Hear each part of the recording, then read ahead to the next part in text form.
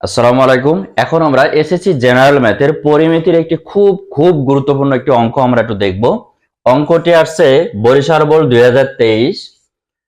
একটি চাকা 105 সেন্টিমিটার পথ যেতে 10 বার ঘোরে, চাকাটির ব্যাসার্ধ কত? প্রশ্নটা হচ্ছে একটি চাকা সংক্রান্ত। এখন এই চাকার ব্যাসার্ধ কত বলা হচ্ছে, একটি চাকা 10 বারে একটা নির্দিষ্ট পথ অতিক্রম করে 105 সেন্টিমিটার 10 বারে। এখন চাকাটির ব্যাসার্ধ কত? প্রথমেই যদি আমরা অঙ্কটা একটু খেয়াল করি, চাকাটা যদি একটু খেয়াল করি, এটি হচ্ছে একটি চাকা। এখন আমরা জানি চাকা মানে হচ্ছে একটা বৃত্তাকার। এখন এই বৃত্তাকারের যদি আমি ব্যাসার্ধ ধরি, টোটালটা ব্যাস, এটা হচ্ছে সেন্টার, তাহলে কেন্দ্র হবে এখান থেকে এইটুকু কেন্দ্র। যদি আমরা এটা এ বি ধরি, এটা দেখি ও, তাহলে কেন্দ্রটা হবে কত? ও বি ইজ ইকুয়াল টু আর। এখন পরিধিটা কত হবে? যদি আমি এখানে একটা সি ইউজ করি, অর্থাৎ পরিধি হবে এ বি সি।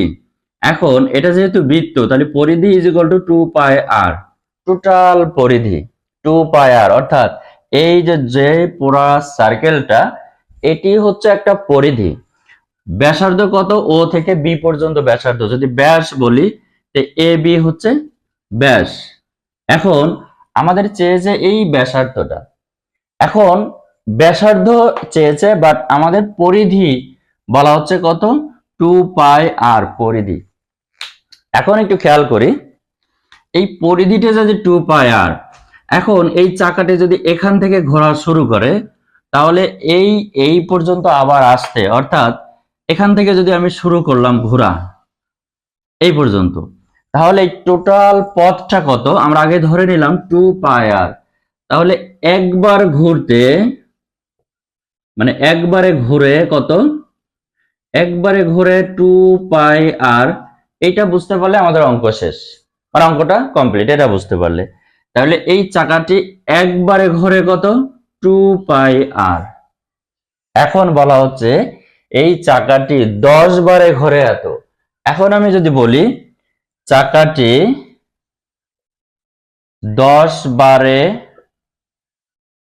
ঘোরে 105 সেন্টিমিটার, তাহলে একবারে ঘোরে কত?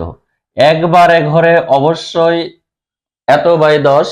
এখন যদি এখানে ক্যালকুলেশন করি, তাহলে 10 পাই সেন্টিমিটার। এটা হচ্ছে একবারে ঘোরে।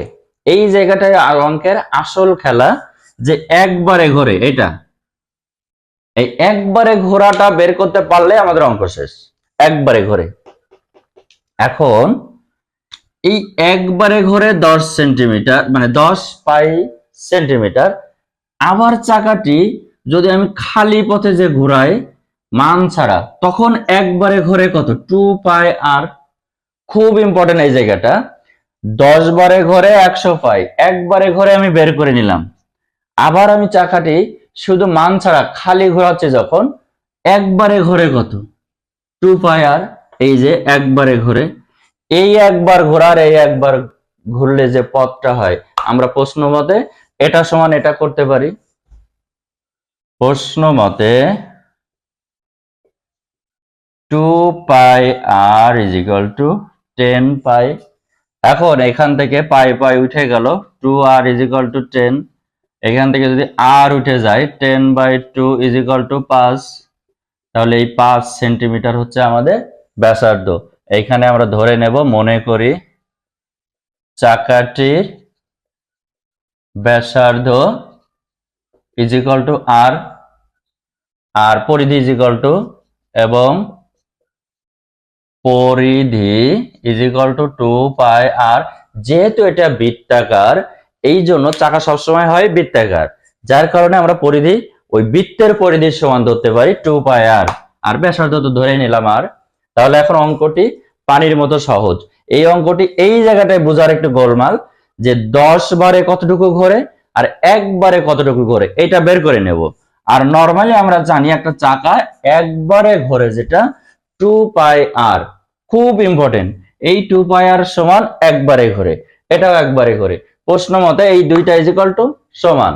তাহলে এই দুইটা যখন সমান, আমি এখান থেকে অবশ্যই ব্যাসার্ধের মানটা বের করে নিতে পারবো।